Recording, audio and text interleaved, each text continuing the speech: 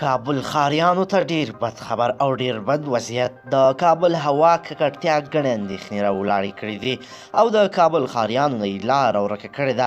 دوی اوس نه پوهیږي چې څه وکړي او ترڅنګ یې ولسمشر غني خاص د ککړې هوا د مخنیوي لپاره غونډه ترتیب کړې وه چې څنګه یې مخه ونیسو.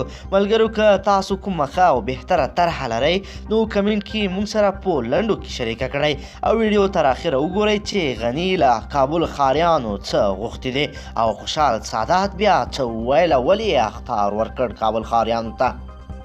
قدرمنو لیدونکو، السلام علیکم، وخت مو بخیر. ژمي موسم په را رسیدو سره د کابل هوا د ککړتیا له امله کابل د نړۍ په کچه د ککړې هوا لومړی ښار ونومول شو. د ډبرو سکرو، نفتو، ګاز او نورو سون توکو څخه د ګرمولو لپاره ګټه نه اخیستل، د خښتو بټیو او کیمیاوي فابریکو فعالیتونه، د جنراتورونو لوګي، د موټرونو لوګي او تګ راتګ هغه څه دي چې له امله د کابل هوا ورځې تر بلې ډیره ککړیږي. د هوا له سړېدو سره کابل هره ورځ د ککړو ښارونو په درجه بندۍ کې لومړی ځای لري. تېره اونۍ ولسمشر غني د هوا له ککړتیا څخه د مخنیوي کمیسیون سره په ګډه ناسته کې د کابل هوا د ککړتیا په زیاتېدو اندېښنه وښودله. د کابل ککړه هوا یې د کابل اوسیدونکو لپاره وژونکې وبلله او هغوی چې د کابل هوا د ککړتیا اصلي عاملین دي ورسره یې د قانوني چلند غوښتنه وکړه. غني له کابل ښاریانو غواړي هغه توکي چې د هوا ککړتیا له کچې پر لوړوالي کې رول لري ګټه اخیستل دې ترې راکم کړي او پر ځای دې له بدیلو لارو کار واخلي. د کانون او معدن وزارت وایي هره ورځ د هیواد د ډبرو سکرو له کانونو 15,000 ټنه اخراجیږي چې په دې توګه په سلو کې 80 سلنه مصرف رسیږي. د ډبرو سکرو استعمال د کابل ښار د هوا ککړتیا تر ټولو لوی لامل بلل کیږي. شپه مهال د کابل هوا ککړتیا تر 526 درجو رسیږي. په داسې حال کې ده چې د هوا کیفیت سټنډرډ 251 درجو ته د هوا ککړتیا لوړېدل د تنفس لپاره خطرناک او وژونکي بولي. په ورته مهال د هوا د ککړتیا مخنیوي ارګانونه خبر ورکوي چې سر له سببه د هوا ککړتیا د مخنیوي لپاره د ولسمشر غني لارښوونې پر ټول ښاریانو عملي کوي او د اړتیا پر مهال به له زور هم کار واخلي. د هوا ککړتیا له امله هر کال په نړۍ کې له 2.2 میلیونه ډیر خلک پر تنفسي ناروغیو اخته کیږي. د کابل له 80 سلنه ډیر اوسیدونکي داسې هوا تنفس کوي چې د کیفیت له مخې او د تنفس لپاره مناسبه نه ده.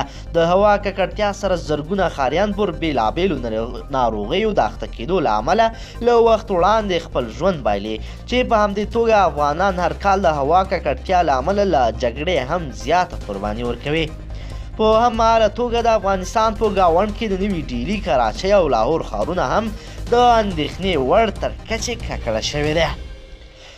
خوشحال سادات سوی کورنیو چارو وزارت ستر امنیتي معین جنرال خوشحال سادات د کابل له اوسیدونکو غوښتنه کړې ده چې د کابل د هوا د ککړتیا په مخنیوي کې موږ ته لاس راکړئ. هغه یوې غونډې ته په خپله وینا کې د کابل د ککړې هوا په اړه وویل چې راتلونکي یکشنبې د جدي یا مرغومې له 10 نیټې نه وروسته به له ټولو سرغړونکو سره جدي او قانوني برخورد وشي. هغه په خپلو خبرو کې زیاته کړه چې کابل ښار له دې مرګونې تهدید او ایستل زموږ ستاسې ټولو ګډ مسؤلیت دی. هغه وایي چې د کابل هوا دومره ککړه شوې ده چې له انتحاري ډیره خطرناکه ده او دا زموږ د ټولو مسؤلیت دی چې د ښار هوا پاکه وساتو. جنرال خوشحال سادات ویل چې د معلوماتو تر مخه اوس په هر کس 4 ساعته بهر ګرځي نو هغه 5 کیلوګرامه زهر د غازو په شکل کې تنفس کوي. هغه ویل چې پولیس د امنیت په برخه کې ستاسې همکار دی او هر وخت مو ترڅنګ ولاړ دی، خو د کابل ښار د ککړې هوا مسؤلیت ستاسې په لاس کې دی چې پاکه یې وساتي. نوموړي خلکو ته ویل چې تاسې سرمایه لرئ، کاروبار مو جوړ دی، تجارت مو جوړ دی، نو راځئ چې د قانون پر وړاندې هم خپل مسؤلیتونه وپېژنو. هغه ویل چې د دې په اړه قانون شته او قانون د ټولو هغه کسانو پر وړاندې جرمونه هم بیان کړي دي چې څوک هوا یا فضا ته تاوان رسوي او نور خلک ترې متضرره کیږي. جنرال خوشحال سادات ویل چې له دې وروسته به له هر هغه چا سره قانوني چلند کیږي چې د هوا په ککړتیا کې لاس لري. نوموړي زیاته کړه چې همدا اوس نه لاس په کار شئ او د هوا د ککړتیا د مخنیوي لپاره کار وکړئ. درنو لیدونکو ویډیو د سره حتما شریکه کړئ چې ټول هیوادوال او خصوصا د کابل ښاریان له دې متضرره هوا ککړتیا څخه ځانونه خبر کړي او کنه له قانوني چلند سره به مخ شي.